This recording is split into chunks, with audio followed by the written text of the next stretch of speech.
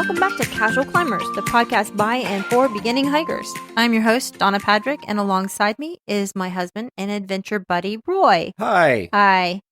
So in this podcast, we provide you with tips, tricks, and reviews of some of the many hiking trails in the Blue Ridge area. And for this final week, the Greater Appalachian Mountains region. Now, we may be unfit hikers, but we do love the outdoors, and we want to share our experiences with you.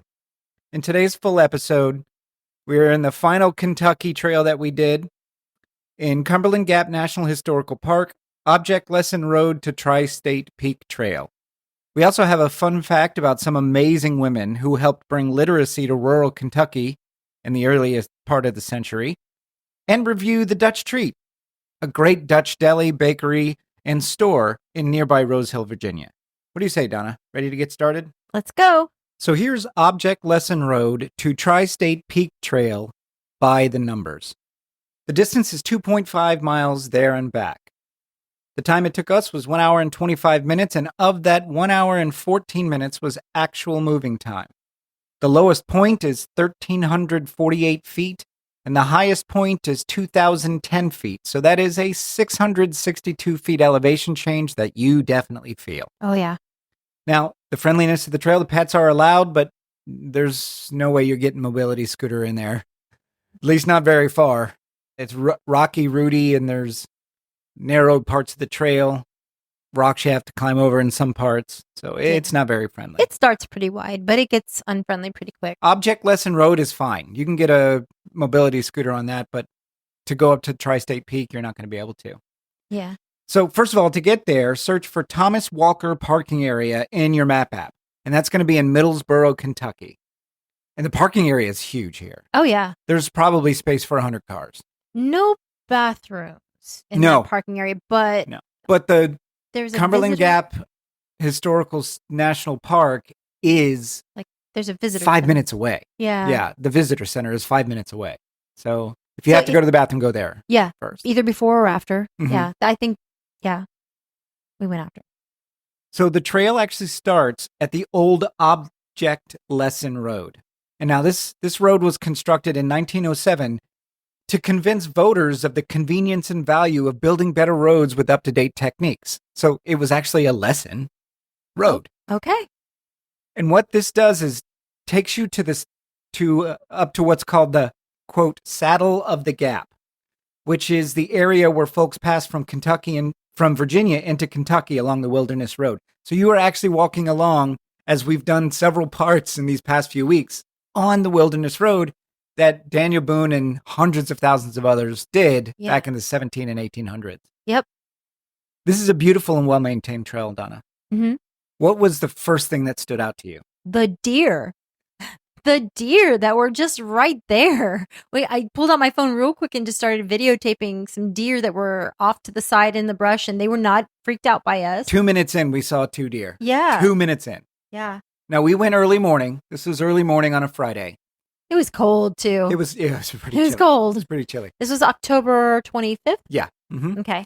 And 2 minutes in, we turned the corner, and I said, Donna, look. There were 2 deer. And these are not tiny deer. These are big deer. These are Kentucky deer. Yeah. Standing on the side of the road, just having breakfast. On the side of the trail road, the Object wilderness. Lesson Road. Yeah, the whatever. Trail.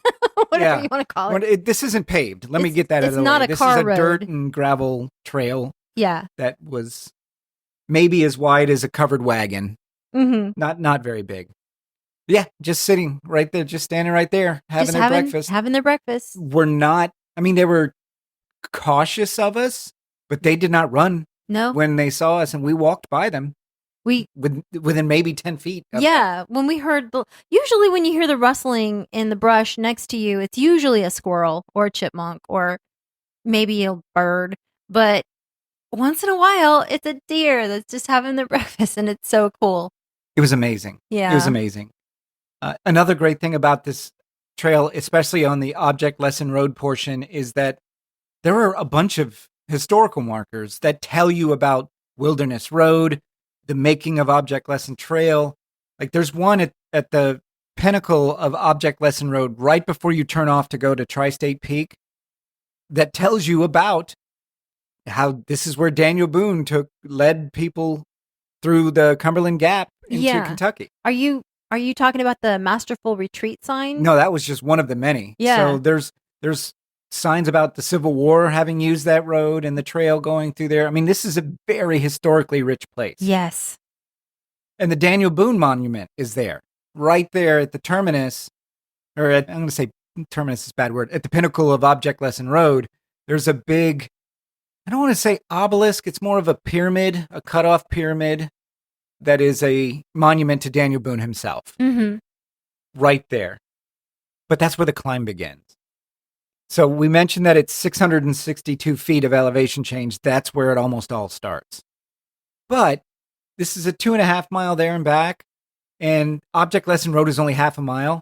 So you have a mile to go 662 feet up, which is not very much. But I didn't find the elevation to be overly challenging. No? No. Okay. Well, your back was feeling much better that day. It was feeling better that day. Did you find that to be challenging? No, probably not. Not now that I think about it. I mean, yeah. No, we weren't huffing and puffing. There's no benches. I was more concerned about how cold it was, but I was prepared. I wore my thermals that day. Did you? Yeah. Yeah, I had a jacket on, and of course, I always wear my hiking pants when I go, so it wasn't too bad. The climb wasn't bad, but what did we see on this trail? The Tri-State Peak Trail? More deer. 3 more deer right on this side. Like, they were in the trail as we came up, and they were maybe 100 yards away from us. They were crossing. There was a cave, and they were crossing from one side to the other. We were looking at that cave thinking, oh, there's a bear in there. Yeah, and the deer were just crossing right in front of that cave, so I guess... We got within probably 20 yards of the deer, and they did not run away. They just kind of scooted off the trail, but stayed real close. Yeah. And we walked right by them, and they were not shaken up at all. Just keeping an eye on us, but not shook deer. You took a ton of pictures of the deer. Yeah, they're not great pictures. I'm looking at them now. You can see them. Oh, that's a good picture. Yeah. So she'll post them on our Instagram like we always do. Yeah. Yeah. I have some too. I'll share if any of them might be better. I don't know. I think I did, like how you can zoom a little bit with your phone. I don't like to do that because things get a little blurry, but yeah, I got decent. Yeah, no, that's great. Yeah. So we'll post those on the Instagram so you guys can see them. Yeah. So what's at the pinnacle of Tri-State Peak Trail? Well, hang on. I'm still looking at my deer pictures. Well, move on because we got a podcast to do. Okay. At the pinnacle is, it's the Tri-State, trail, right? So you've got Tennessee, and you have this spot, and I took a picture of you on this spot. You were kind of like doing a push-up of... I had one hand. So we're going to back up a little bit. Okay. At the top of the trail, there's a gazebo. Mm-hmm. And this gazebo is where Tennessee, Virginia, and Kentucky meet. Right. That's the Tri-State. So you are at the point of 3 states. Yes. And so it's very clearly marked. There's this paved ground underneath the gazebo, and there's a marker for each of the 3 states, and it tells you some facts about the state, how big it is, the landmass, what the state bird, state tree is. It's kind of neat. And it's facing each state. So if you're standing in front of the Virginia placard, you're looking at Virginia. And technically standing in Virginia. And then you walk 5 feet to your left and you're standing in Tennessee, and 5 feet to your right and you're standing in Kentucky. It's gorgeous. And so there is a spot right in the middle. And Donna will probably put the picture in there where I had one hand in Tennessee, one hand in Kentucky, and my feet in Virginia. Mm-hmm. So I was in 3 states at once. I probably paid tax on all 3 while I was there. I don't know. I don't think that's how it works. I think that's how it works. Okay. I think technically I was a resident. It might feel like at those points how it works, but it is not. I'm pretty sure. Okay.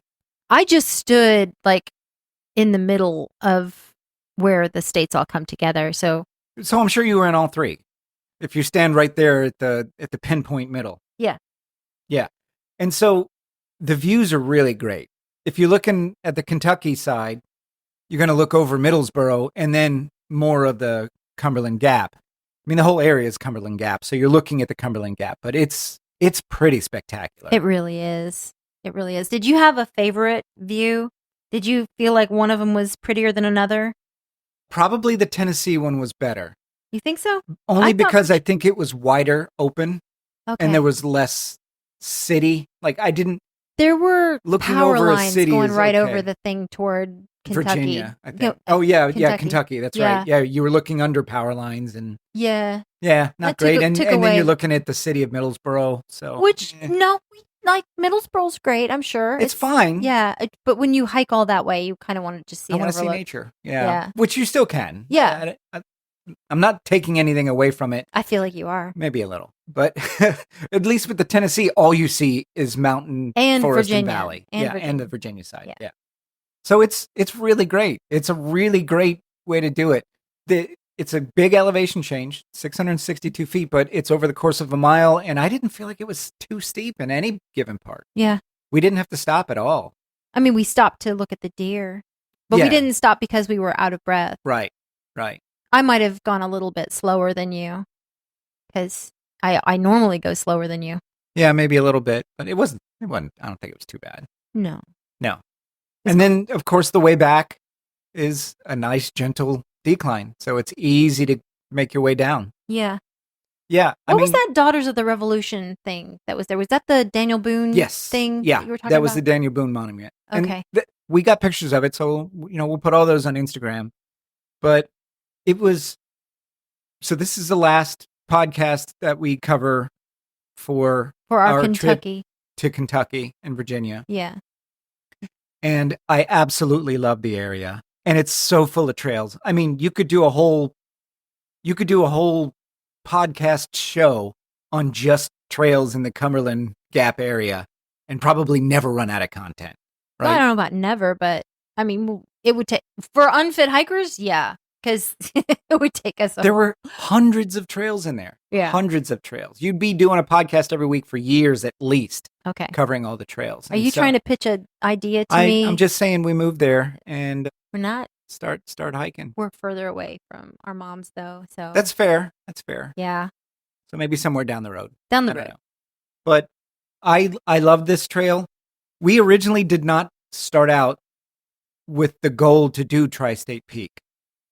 We were just going to do Object Lesson Road and then head home because it was on our drive back to Yeah. South Carolina. So, but we got up there and we're like, Hey, you know you what? want? It's still early morning. It's right there. Let's do it. Yeah, And so we did. And I'm so glad we did. yeah. So glad we did. We wouldn't have been able to meet those other 3 deer had we not. Mhm. So would you recommend this? 100%. Yeah, especially in fall. Especially at fall. How would you classify this? Object lesson would be piece of Piece cake, of cake. Yeah. and then the tri-state trail would be. It's harder because that's where the elevation is, but it's not. Well, I It's mean, barely a break of sweat, I think. yeah. I mean, it was so cold that morning, so there's no way you're going to break a sweat. Really, Yeah. I don't know. What would you say? Break a sweat just because of the incline. Yeah, That's it. But over the course of a mile, it's not that bad. I never once did I feel like, oh, I need a break. Not a single time. yeah. It was good. So yeah, I'd absolutely recommend this. This Object Lesson Road and Tri-State Peak Trail there in Cumberland Gap National Historical Park. You know what's interesting What's is that? that day one of our Kentucky trip with our first hike that we did, we saw deer. And the last day we saw deer. So they were like deer bookends. Now I want deer bookends. You want some deer bookends? Yeah. I'm not. You're not going to get any pushback from me. Yeah. So definitely check these out if you're anywhere in the Cumberland Gap area. We highly recommend them. Mhm. So what's today's fun fact about, Donna? I am so glad you asked. Today's fun fact is about the pack horse librarians of Eastern Kentucky. The information I found today for the fun fact is from a book called. Before you start, Okay. are we talking about horses that are librarians? No. Well, I mean. You got my hopes up there for a minute. So the librarians were riding the horses. The horses, they were pack horses because Uh-huh. you would pack books into Okay, bags but on. the horses themselves were not handing them out and checking The them out. horses might have been honorary librarians, if that Okay. makes the story better for you. It does. It does. Okay. You can continue. Okay. So the book was called Down Cut Shin Creek, The Pack Horse Librarians of Kentucky by Kathy Appelt and Jenna Schmeitzer. That's where most of the story Most of the pulled from? information. Okay. Mhm. This is a book that delves into the history of the Packhorse Library Project, an initiative that was started during the Great Depression. This project was part of Franklin D. Roosevelt's Works Progress Administration, the WPA. The First Lady Eleanor Roosevelt was a strong advocate for the project, driven by her concern for the economic hardships faced by women and families. Okay. So the initiative provided employment opportunities for many women, including single mothers who were struggling to support their families during this challenging period. I don't know if you know this, but I mean, we care about men too, of course, but during the Great Depression, there were a lot of men who left their wife and children because they couldn't provide, and it was probably too sad for them to stay around and see their families starving. So they just I don't want to see them starving, so I'm just going to not watch it. Yeah, from a long and way left. away. Yeah, they went I'm out hoping for. that's not the case. I'm sure it was, right? But I'm hoping that wasn't the case a lot, because that would speak poorly of people. I mean, they probably just went out for cigarettes and beer and just forgot to come home. Oh, or something. I don't know. But I mean, Sad. some stuck around. Some stuck around. But anyway, this provided a job opportunity for a single mom, or for a woman who just wanted to help her husband, who needed to make extra money. Sure, during the Depression when nobody had any money. Exactly. Yeah. So it is inspiring to see how this project helped improve literacy in remote areas and provided much needed jobs and hope to many families at the time.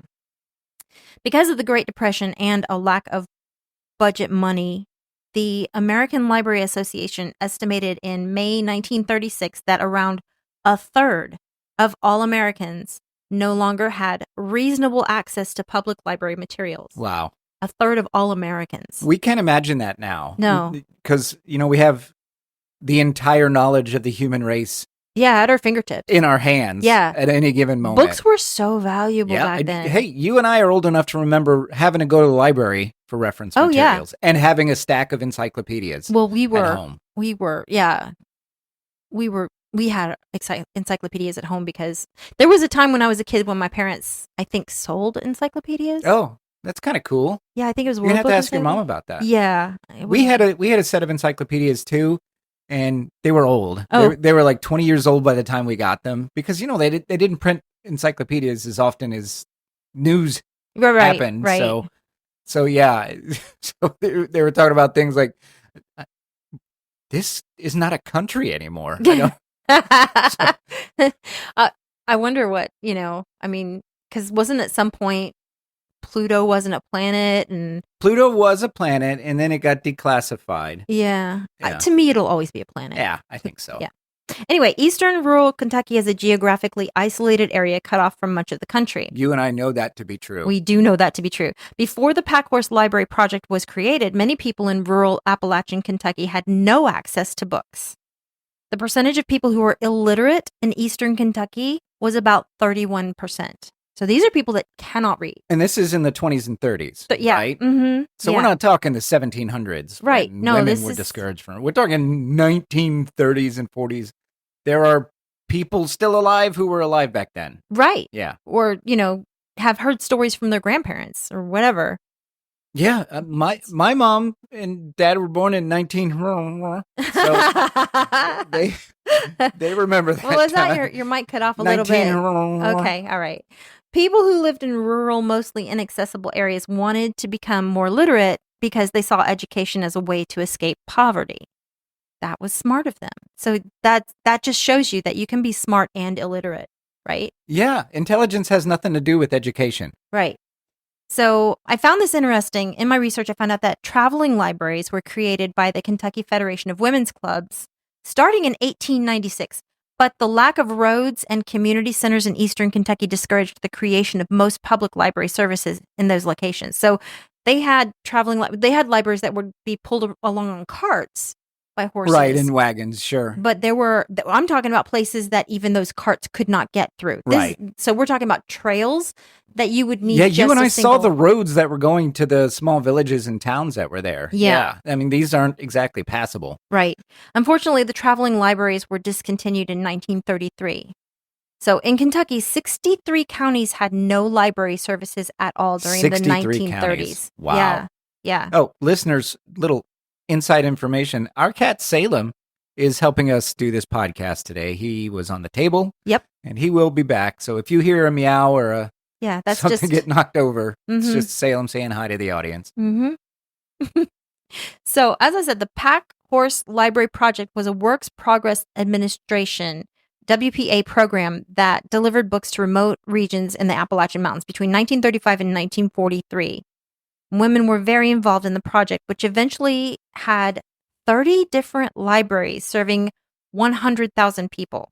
So this was pretty big. That is big. For that area. Yeah. Yeah. Pack horse librarians were known by many different names, including book women, book ladies, and pack saddle librarians. All better names than I would have expected back in the 1930s. Listen, in the 1930s, these were women wearing pants on the back of horses, bringing books to very rural Kentucky areas. That's blasphemy. I mean, yeah, they probably didn't get any pushback. Probably. Actually, we're going to get to that. Okay. So, yeah, the goal was to deliver books to remote and isolated communities in the Appalachian region, particularly in eastern Kentucky. These librarians traveled on horseback through rugged terrain to bring books, magazines, and other reading materials to people living in the mountains. The project helped improve literacy rates and brought hope and a sense of connection to the wider world for many families. Of course it did. Mm-hmm. I mean, you and I were hiking these trails. They are very remote. They're cut off. Very remote. Yeah.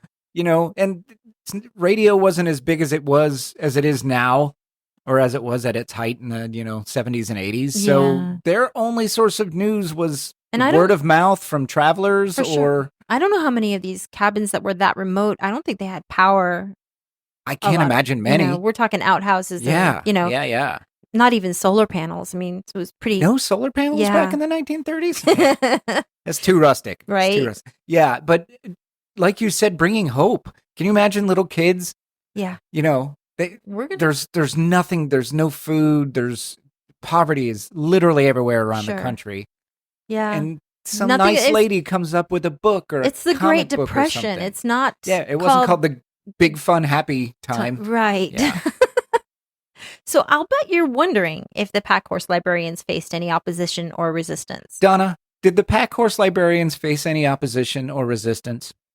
I'm so glad you asked. Thank you. Because queued that up nicely. The pack horse librarians did face some opposition and resistance during their work. What? Yeah. Starting with suspicion and skepticism. Many mountain families were initially... I can't wait to hear this. There ain't no books. Yeah, well, no, it's a woman reading books. It's a woman who's ridden on a horseback to my house in very remote eastern Kentucky. To bring me a book. What? What do you want? Yeah, you gotta want something. Trying to tell my wife to read. Well, and that probably did. Probably was happen. A lot of it. Like women are like, holy crap, I could do that instead of this. Instead of staying at home, popping out 24 kids. Well, or just being depressed in the Great Depression. Yeah. No, happy, fun, cool time.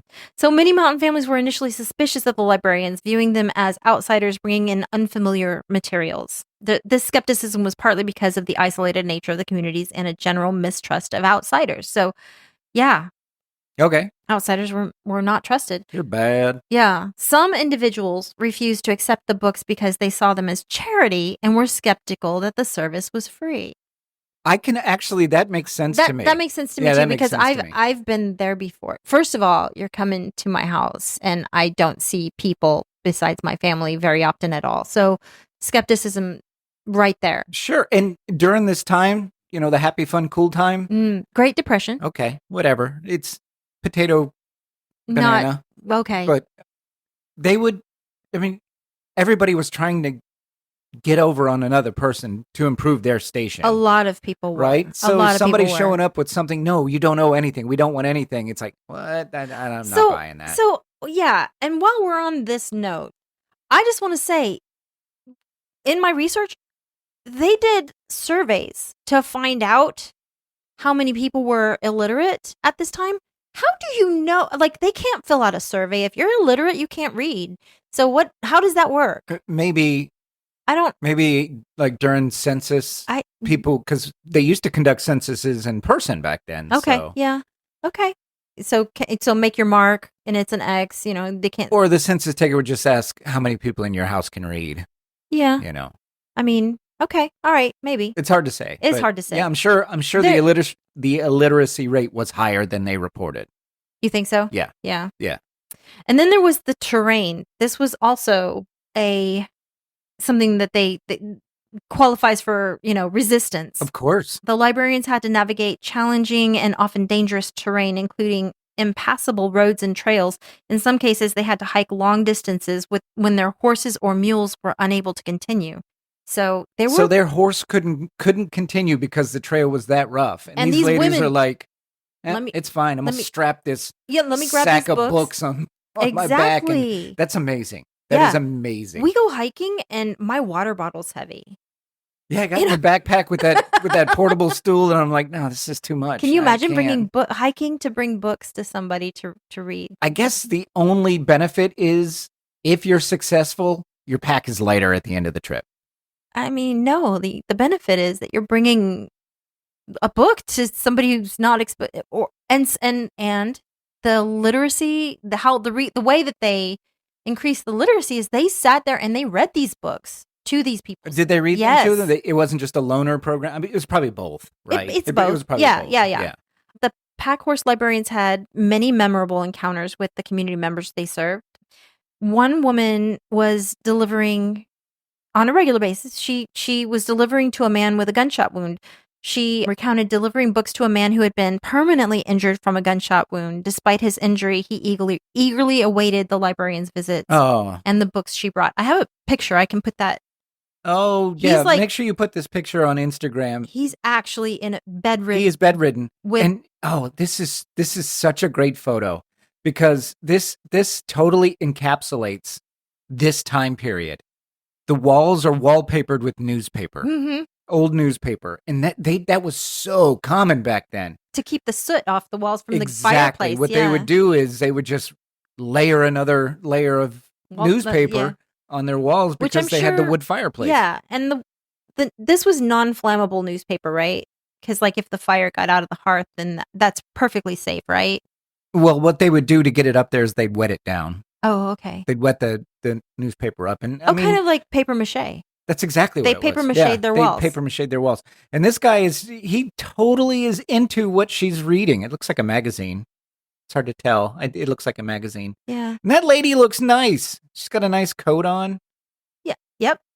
So we'll put this picture on Instagram so you can see it. It's amazing. Yeah. Yep. That guy's not going anywhere. So for her to come and read that magazine or book to him. She brought the outside world to him. Oh, he must have loved her visits. Yeah. So, but they also, as we've touched on, they had to cross treacherous terrain to reach remote homes. One story tells of a librarian who had to cross a log bridge to deliver books to a mountain community. These journeys were physically demanding and dangerous, yet the librarians persevered to ensure that everyone had access to reading materials. Yeah, and we're not even talking about bears and coyotes and mountain lions. We're just discounting that as the least destructive thing on there for them. That's crazy. Yeah. Due to a shortage of books, librarians, because let me tell you, this program, the FDR program for this, they just covered the paychecks for these librarians. They did not cover supplies like books, the books that these librarians were bringing. Really? Yeah. So where'd the books come from? The books were coming from, they were the throwaway books that other bigger libraries were like, this is garbage, this is old, this is garbage, we don't want to circulate it anymore, so we're going to give it to this. I mean, better than like burning them or throwing them away. At least they're being reused. Also, librarians and community members created scrapbooks filled with magazine clippings, recipes, and local stories. These scrapbooks became highly popular and were eagerly anticipated by the families they visited. Oh, can you imagine? Yeah. A scrapbook with recipes? That was made with love. Absolutely. Some people love scrapbooking. This was a time in history when scrapbooks really made a difference. I thought this might have been the beginning of scrapbooking, so I looked it up. But it wasn't. It was not the beginning of scrapbooking. Okay. What a great use for it, though. Yeah, scrapbooking started in the 15th century when people started preserving important scraps like love letters, poems, and other paper memorabilia and books. But I feel like scrapbooking was incredibly important during this time. They had approximately 800 books that had to be shared among 5 to 10,000 patrons. Wow. So that's crazy. Yeah. 800 books for 10,000 people. Yeah. Yeah. That is nuts. So yeah, they innovative people, right? I mean, making scrapbooks. Yeah. Yeah. Wow. Initially, some families were suspicious of the librarians and their books. However, the librarians built trust over time by reading, because a lot of the people were resistant because they felt like the only book that should be read is the Bible.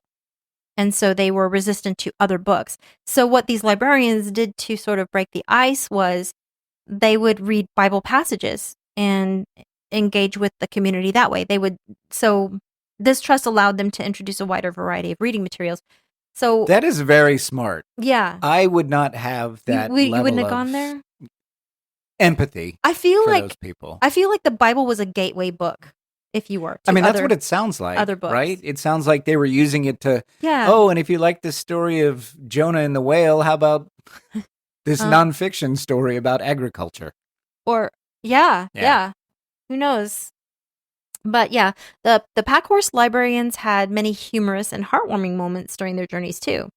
Here are, you mentioned kids. Children would eagerly wait for the librarian's arrival. They would often run down the path to meet her, excitedly shouting, "The book lady is here!" Their enthusiasm and joy at receiving new books were incredibly rewarding for the librarians. Oh, I can imagine. Yeah. If so these kids are working the land. Yeah. Probably not going to school very often, if at all. I if mean, at all. and honestly, that was one of the issues too, is that there are not libraries out there for these remote places. There's also not schools. Right. And so the boredom level is probably off the charts for these poor children. I mean, they're and there's not much food hungry to go around. Yeah. Like you said, they're probably working the land or, And so these women showing up to bring them some joy of something new. And she's going to read to them. Yeah. And she's going to teach their mom and dad how to read. And then their mom and dad can read to them, It's incredible. If I was one of those people and some sweet little girl came up and said, "The bookman is here," I would just probably set up a camp outside their house and just go and read every day. I live here now. Yeah. But except that you have to go back to get more books. And you have to once you finish that book, you have to turn it in, so that somebody else can read it. Yeah. But in one humorous instance, a librarian had to deal with a stubborn mule that refused to cross a stream. After several attempts, she decided to read aloud to the mule from one of the books she was carrying. Whether it was the soothing voice or the content, the mule eventually crossed the stream, much to the amusement of the librarian. That's hilarious. Yeah. So this mule's like, "No, lady, I am not going across this And she's stream." like, "Okay, well, we'll just sit here and read." Sit here and read. And I wonder if the mule was like, "This story's horrible. How do we make it end? Let me just cross this dang stream. So you can go in a house and read that to read that terrible story to somebody. Or this is such an awesome. I'm inspired now. I'm going to cross the stream because I'm not a mule anymore. I'm a racehorse. Pony. Yeah, whatever. Yeah. A particularly touching story involves a librarian who regularly visited an elderly man living alone in the mountains. Initially, he was very reserved and skeptical of her visits, but over time, he began to look forward to her visits, not just for the books, but for the companionship. Straight company. Yeah. They developed a deep friendship, and he even started sharing his own stories, which she would write down and included in the community scrapbooks. Oh, that's so fantastic. Yeah. So that lives on. That man's stories because of what that woman did. Yeah, would have died with him. Yeah. Yep. So anyway, that's my fun fact. That is such a great fun fact. And this was one of the ones that I had not heard before. You briefly mentioned, these the pack librarians, and so I intentionally didn't do any research on them. There's more information. There's a whole book. Yeah. At least one. Not even. Yeah, there's plenty, and then there's also, if you want to look up, there's YouTube videos of, what are they called? Interviews with a man whose grandmother was a Oh, Packers really? librarian, and he would talk about, Some of his grandmother's stories. yes. That's great. What was this book again called? This book was called, hang on, Down Cut Shin Creek, Down Cut Shin Creek The Pack Horse Librarians of Kentucky by by Kathy Appelt and Jenna Schmeitzer. So if you're on Amazon looking for something good to read, Yeah. check it out. It's a well-researched book. Oh, I'm sure. Yeah.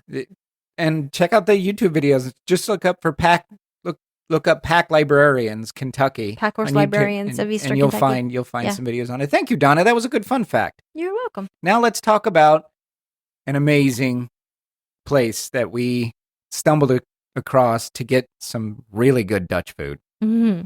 So today's review is about the Dutch Treat, which is a Dutch bakery, sandwich shop, delicatessen, ice cream counter, Yeah. store, ready-made jellies. I mean, it basically has everything that you could possibly need. Cookies, cakes. Just all stuff that's either made there or sourced from Dutch communities nearby. Yeah.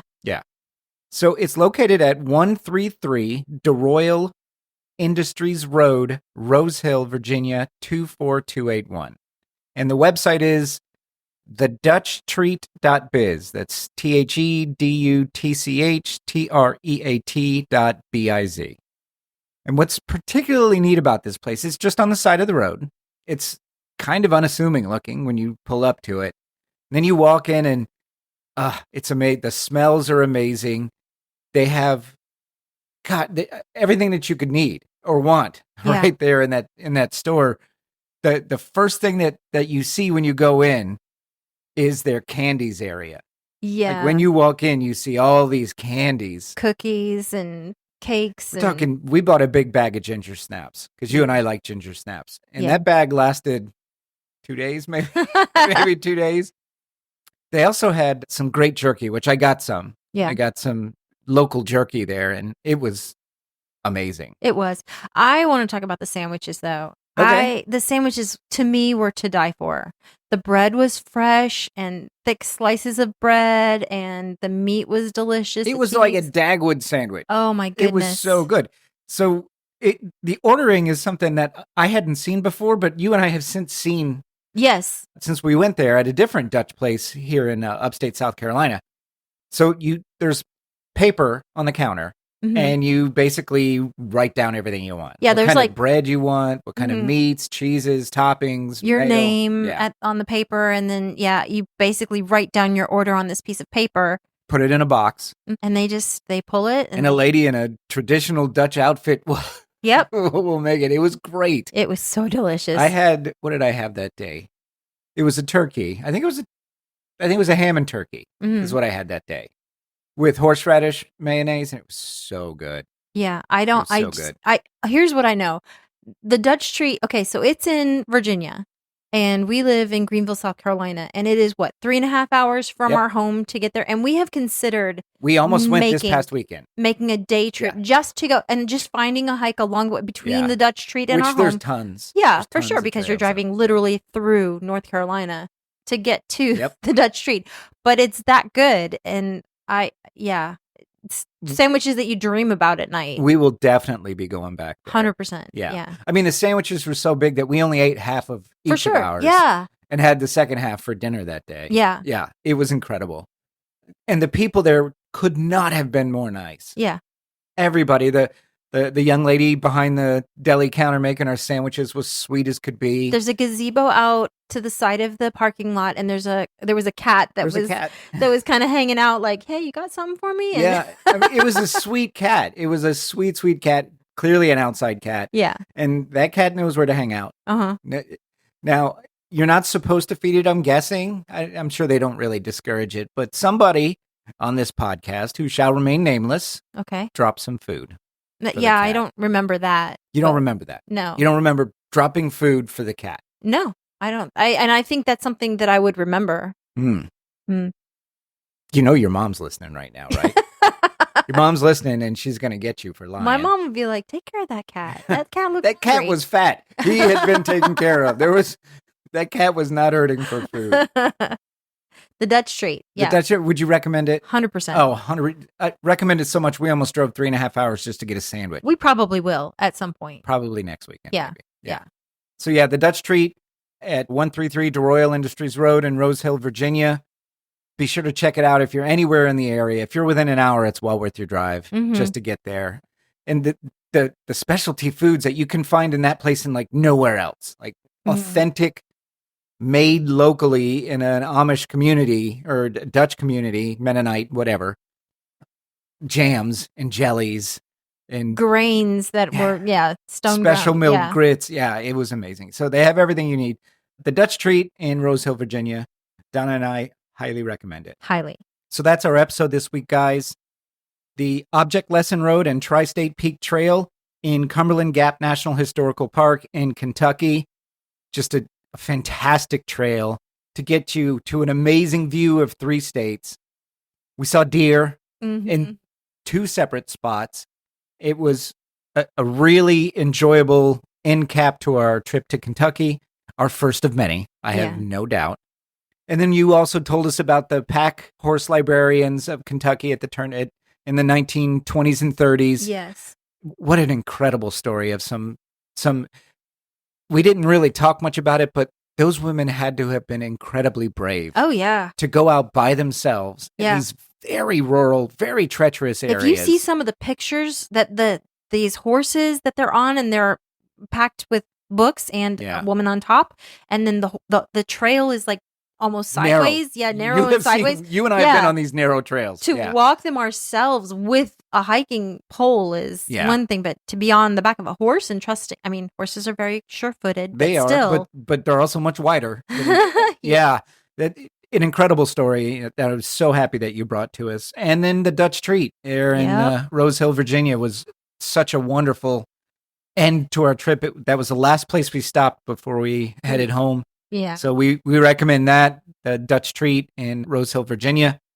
And so that was a good trip, good Kentucky trip for us. It really Kentucky and was. Virginia, and we're going to have to do it again. I don't know. What do you say, next week? Maybe not next week. Thanks so much for listening. Please like us and subscribe to us in whatever podcast app you use. And be sure to leave us a review because that's how our show grows. Feel free to check out our trail photos at casualclimbers.com or on Instagram at Casual Climbers Podcast. If you have a question, comment, or just want to drop us a line, you can reach us at casualclimberspodcast@gmail.com. So, Donna, I wonder how many of those pack horse librarians found their soulmates while they were delivering books. Oh, I don't know about that. You don't think?